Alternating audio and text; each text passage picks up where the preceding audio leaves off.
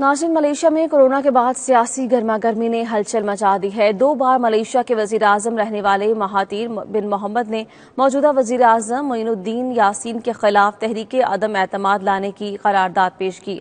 Kuala Lumpur से नुमाइंदा 92 news जावेदुर Rahman की रिपोर्ट देखिए।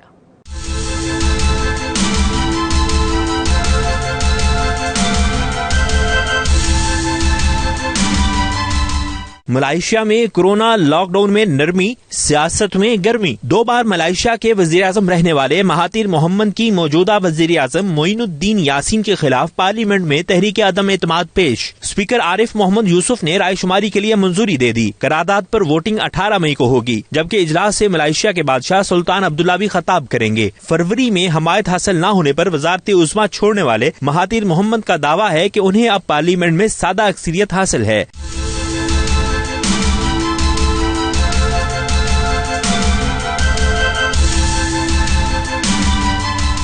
उधर कोरोना वायरस से बचाव के लिए बेहतरीन इकदाम करने पर वजीर आजम मोइनुद्दीन यासीन की मकबूलियत में इजाफा हुआ है। मलेशियन तज्जिया निगार डॉक्टर चंद्रा मजफ ने अदम एतमाद की तहरीक पेश करने को गैर दानिशमंदाना फैसला करार दिया है। दूसरी जानिब महातीर मोहम्मद के इस फैसले पर उनके बेटे और रियासत कदा के वजीर आला के 2 अरकान असम्बली पार्टी छोड़कर मोइनुद्दीन की कश्ती में सवार हो गए हैं, जिससे वो वजारत आला से हाथ धो बैठे हैं। मलेशियन पार्लियामेंट के 18 मई को होने वाले इजलास में डॉक्टर महातीर बिन मोहम्मद से पेश की गई तहरीक के अदम एतमाद पर रायशुमारी इसलिए नहीं हो सकती कि इस इजलास में सिर्फ मलेशिया के बादशाह पार्लियामेंट से खिताब करेंगे। अगला इजलास 13 जुलाई को होगा, जो बाकायदा सेशन होगा। उस वक्त तक मलेशिया के सियासी पुलों से बहुत सा पानी बह चुका होगा। कैमरा टीम के साथ जावेदुर रहमान, 92 न्यूज़, कोलालमपुर, मलेशिया।